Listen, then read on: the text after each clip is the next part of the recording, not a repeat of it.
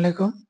আজকে আপনাদের সাথে আমরা শেয়ার করব অতীব গুরুত্বপূর্ণ একটি বিষয় নিয়ে, তা হচ্ছে ডাক্তারদের আয়কর রিটার্ন। যারা সরকারি বা বেসরকারি চাকরি করেন না, সরকারি বা বেসরকারি চাকরি না করে নিজের চেম্বারে চিকিৎসা সেবা প্রদান করেন এবং অবশ্যই ট্রেড লাইসেন্স আছে।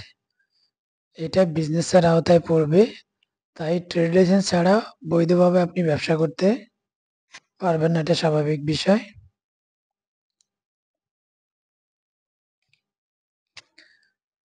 তো আমরা দীর্ঘায়িত না করে আমরা চলে যাই মূল কাজে। যার আয়কর রিটার্ন সাবমিট করা হবে তার টিন সার্টিফিকেট দিয়ে আমরা এনবিআর এর ওয়েবসাইটে লগ ইন করে নিব। হোম পেজে অটোমেটিক আসবে। এটা আসার পর আমরা রেগুলারি রিটার্ন এখানে চলে যাব। যাওয়ার পর আপনার অ্যাসেসমেন্ট ইনফরমেশনে এসে যে অ্যাসেসমেন্ট ইয়ার 2025-26 এটা অটোমেটিক সিলেক্ট করা থাকবে। ইনকাম ইয়ার 1 জুলাই 2024 থেকে 30 জুন 2025 অটোমেটিক থাকবে। রেসিডেন্সিয়াল স্ট্যাটাস রেসিডেন্ট থাকবে। ট্যাক্স এক্সেম্পটেড ইনকাম, যদি এমন কোনো ইনকাম থাকে যেটা আপনার শতভাগ করমুক্ত, তাহলে আপনি ইয়েস ক্লিক করবেন, তা না হলে অটোমেটিক নো আছে, নো থাকবে। Heads of income, any taxable income in the income year, yes. তো ডাক্তারের ইনকামটা আমরা, যেই ডাক্তার কোনো প্রাইভেট চাকরি করেন না বা গভর্নমেন্ট চাকরিও করেন না, কিন্তু উনি সেবা দিচ্ছেন, চিকিৎসা সেবা প্রাইভেট চেম্বারে, নিজের চেম্বারে। প্রাইভেট চেম্বার আমরা না বলি, নিজের চেম্বারে বা নিজের কোনো ক্লিনিকে নিজে ট্রেড লাইসেন্স করে সেখানে রোগী দেখেন, চিকিৎসা সেবা দেন, ইনকাম ফ্রম বিজনেস হবে। এটা কখনোই ইনকাম ফ্রম এমপ্লয়মেন্ট হবে না বা ইনকাম ফ্রম আদার সোর্সেস, এটাও হবে না। এটা ক্লিয়ার কাট বলে দিচ্ছি আপনাদেরকে। ইনকাম ফ্রম এমপ্লয়মেন্ট হবে যখন একজন ব্যক্তি অন্যের অধীনে চাকরি করে, যেখানে উনি স্যালারিড, মানে হচ্ছে অন্য কেউ আমাকে বেতন দিচ্ছেন। আমরা সেভ এন্ড কন্টিনিউ দিয়ে সামনে চলে যাই। এডিশনাল ইনফরমেশনের এখানে location of main source of income, any other area, Dhaka উত্তর সিটি কর্পোরেশন হলে উত্তর সিটি, দক্ষিণ হলে দক্ষিণ, চট্টগ্রাম হলে চট্টগ্রাম, আদার সিটি যেমন সিলেট, খুলনা, বরিশাল, রংপুর, যাই হোক। আর যদি সিটি কর্পোরেশনের বাইরে হয়, any other area. Tax rebate, যদি আপনি এমন কোনো ইনভেস্টমেন্ট করে থাকেন যেখান থেকে আপনি ট্যাক্স রিবেট পেতে পারেন, যদি থাকে তাহলে ইয়েস, না থাকলে নো। এটা ইয়েস নো থাকলে দিলেও কোনো ব্যাপার না, অসুবিধা নেই। কিন্তু ইয়েস থাকলে আপনার এই যে দেখুন কি সমস্যা হয়, ওই যে রিবেট অংশে যদি আপনি ক্লিক করে, যদি আপনার জানা না থাকে যে সেভেন কন্টিনিউ না দিলে আপনি সামনে যেতে পারবেন না, তাহলে আপনার এখানে যদি কোনো কিছু ফিল আপ করা না থাকে আপনাকে যেতে দিবে না। এই যে দেখুন, প্রমাণ দেখাচ্ছি, এই যে যেতে দিচ্ছে না। তখন এরকম যদি আপনি এখানে অ্যাসেসমেন্ট অংশে যদি এটা ইয়েস ক্লিক করা থাকে আর সেভেন কন্টিনিউ দিয়ে সামনে গেলে আপনার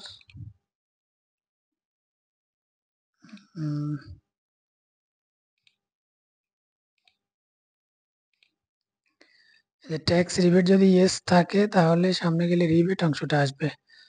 এখানে রিবেট অংশে আপনি না ঢুকলেও কোনো অসুবিধা নাই, কারণ আপনি চাইলে এটা স্কিপ করতে পারবেন, এক্সপেন্ডিচারে সরাসরি চলে যেতে পারবেন। আর যদি ইনকাম অংশ ফিল আপ করার পর আপনি অটোমেটিক সেভেন কন্টিনিউ দিলে রিবেট অংশে চলে আসেন। আপনি কোনো কিছু ফিল আপ করার পর আপনাকে যদি কোনো কিছু ফিল আপ করেননি, তো আপনাকে যেতে না দিলে আপনি কি করবেন, সরাসরি আপনি এক্সপেন্ডিচারে চলে যাবেন। আপনার রিবেট অংশে কোনো কিছু থাক বা না থাক, আপনার ফাইল সাবমিটের ব্যাপারে কোনো বাধা পাবেন না। ওকে, আমরা ইনকাম অংশে অ্যাসেসমেন্টে আমাদের কিছু কাজ বাকি আছে। যে ব্যক্তির যদি সম্পদ 50 লাখ টাকার উপরে থাকলে তাহলে ইয়েস, না থাকলে নো। মোটর কার থাকলে ইয়েস, না থাকলে নো। অফশোর প্রপার্টি থাকলে ইয়েস, না থাকলে নো। শেয়ার হোল্ডার থাকলে, কোম্পানির শেয়ার হোল্ডার থাকলে ইয়েস, না থাকলে নো। হাউস প্রপার্টি থাকলে ইয়েস, না থাকলে নো। যদি থাকে তাহলে স্কোয়ার ফিটে দেখাতে হবে।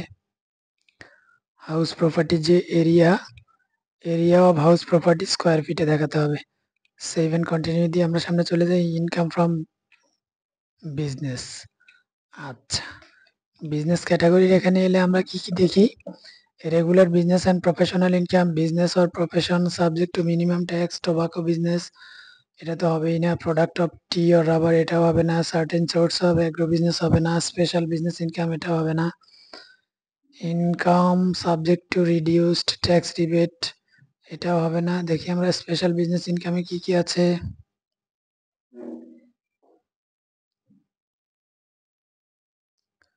এই যে দেখুন, description of the sold item, আপনি বিক্রি করছেন এরকম পণ্যের নাম কি কি আছে দেখেন। সেল অফ ক্যাপিটাল অ্যাসেট, মূলধনী সম্পদ বিক্রি করেছেন। Insurance, salvage or compensation receipt, any other adjustment under section 46 and 56। এই 46 অ্যান্ড 56 আয়কর income tax law act section 46 and 56 এর আন্ডারে এটা পড়ে না ডাক্তারদের এটা। আচ্ছা যাই হোক, আমরা এত জটিলতার দিকে না গিয়ে আচ্ছা এটা দেখি। এখানে দেখুন, এই যে business or profession subject to minimum tax, এখানে অনেক কিছু আছে যেটা আপনার মিনিমাম ট্যাক্স দিতে হবে। এই প্রফেশনগুলো আমরা একটা বিষয় আপনাদের সাথে শেয়ার করি। Section 90 of the income tax act in Bangladesh deals with, এটা পড়ে নেবেন। এটা আমি আর ডিটেইলস আপনাদের সাথে এখানে পড়ে সময় নষ্ট করছি না, আমি এটা পড়ে নিয়েছি। যদিও এখানে গুগল করা, আপনি চাইলে ইনকাম ট্যাক্স ল এর সেকশন 90 পড়ে দেখতে পারেন। সেখানে সেকশন 90-তে আপনার হিন্দু পরিবার, অবিভক্ত পরিবার যে তাদেরও আছে সেকশন 90-র অধীনে। এছাড়াও বিভিন্ন প্রফেশন আছে, সেই প্রফেশনের মধ্যে ডাক্তাররা পড়েন না। তো আমরা এখানে দিব regular business and professional income. আর বিজনেস টাইপে এসে trading, manufacturing and service and others, এখানে আমরা দিব service. Business name XYZ, then আপনার বিজনেসের প্রতিষ্ঠানের নাম যেটা এটা দিবেন, ঠিকানাটা দিয়ে দিবেন। আর যদি আপনি কোনো লেজার মেনটেন করেন ইয়েস, না থাকলে না, মেনটেন করলে নো। 12 মাসে কত টাকা ইনকাম করেছেন, ইনকাম বলতে টার্ন ওভার যত হয়েছে এটা এখানে বসাতে হবে। গ্রস প্রফিট যেটা, এই টার্ন ওভার থেকে মনে করি যে বা 24 লাখ টাকা আমরা টার্ন ওভার দিয়েছি,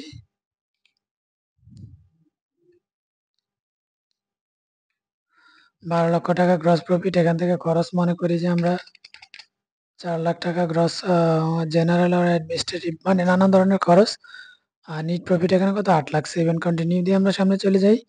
রিবেট অংশে যদি আপনার ইন্স্যুরেন্স থাকে, ডিপোজিট, ডিপিএস থাকে, সঞ্চয়পত্র থাকে, আপনি ফিল আপ করবেন। না হলে 7 কন্টিনিউ দিয়ে সামনে চলে যাবেন। কিছুই না থাকলে স্কিপ করবেন।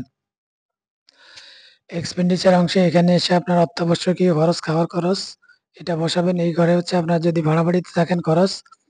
আর এখানে হচ্ছে আপনার গাড়ি যদি নিজের থাকে, ড্রাইভারের বেতন, গাড়ির খরচ, তেল, মেরামত খরচ এগুলো। আর যদি না থাকে তাহলে অন্যান্য ট্রান্সপোর্টেশন খরচ। এখানে আপনার ইউটিলিটি বিল যা আছে এগুলোর খরচ বসাবেন, বিদ্যুৎ, গ্যাস ইত্যাদি। আর এখানে এসে আপনার এই যে উৎসব খরচ, দেশের ভিতরে বা বাইরে, না এগুলো খুব সহজ বিষয়, আপনি নিজে দেখলেই বুঝতে পারবেন। অ্যাসেট অ্যান্ড লাইবিলিটিস অংশে যদি আপনি গত অর্থ বছরে অনলাইনে আয়কর রিটার্ন সাবমিট করেন তাহলে ইম্পর্টেন্ট অটোফিল দিলে আপনার গত বছরের সব তথ্য চলে আসবে। যদি কোনো কিছু কোনো সম্পদ যদি কমে থাকে, মানে যেটা আপনি বিক্রি করে দিয়েছেন, তাহলে ওটা সরিয়ে ফেলবেন। আর যদি নতুন সম্পদ কিনে থাকেন তাহলে অ্যাড করবেন। আমাদের এই যে অ্যাসেট অ্যান্ড লাইবিলিটিস অংশ নিয়ে আরো বিস্তারিত জানতে হলে আপনার সরকারি একজন ব্যাংকারের আয়কর রিটার্ন আমরা দেখিয়েছি, ওই ভিডিওটা দেখতে পারেন। এছাড়া আমরা অতি দ্রুত এই অ্যাসেট অ্যান্ড লাইবিলিটিস পার্ট নিয়ে ট্রেনিং এর জন্য আমরা একটা ভিডিও আপলোড করব ট্রেনিং হিসাবে, সেটাও দেখে নেবেন। সবচেয়ে গুরুত্বপূর্ণ বিষয় হলো ডিফারেন্স জিরো না করে আয়কর রিটার্ন সাবমিট করা যাবে না। আয়কর রিটার্নে কিভাবে ডিফারেন্স জিরো করতে হয় এটা নিয়ে আমাদের বিস্তারিত একটা ভিডিও আছে, ওই ভিডিওটা পুরো দেখবেন। 7 কন্টিনিউ দিয়ে সামনে চলে যাবেন। যদি কোনো ট্যাক্স পরিশোধ করা লাগে এই ট্যাক্স পরিশোধ করবেন। ট্যাক্স কিভাবে পরিশোধ করতে হয় আমাদের আলাদা একটা ভিডিও আছে অনলাইনে, কিভাবে বিকাশে আর করে টাকা পরিশোধ করবেন। করে টাকা পরিশোধ হয়ে গেলে প্রসিড টু অনলাইন রিটার্ন, এখানে গেলে এই যে সাবমিট রিটার্ন, এখানে ইয়েস বা নো, ইয়েসে ক্লিক করলে আপনার ফাইল সাবমিট হয়ে যাবে। তারপর আপনি প্রয়োজনীয় ডকুমেন্টগুলো ডাউনলোড করতে পারবেন। প্রয়োজনীয়গুলো যেগুলো অত্যন্ত প্রয়োজনীয়, কোথাও সাবমিট করতে হবে, কোথাও দিতে হবে কোনো অফিসে, নিজের কাছে তো এক কপি রাখতে হবে, অ্যাকনোলেজমেন্ট রিসিট, তারপর সার্টিফিকেট, এগুলো যতগুলো প্রয়োজন আপনি প্রিন্ট করে নেবেন। আমাদের ভিডিওটি যদি ভালো লেগে থাকে তাহলে সাবস্ক্রাইব করবেন, লাইক, কমেন্ট, শেয়ার করে সাথে থাকবেন। ধন্যবাদ সবাইকে।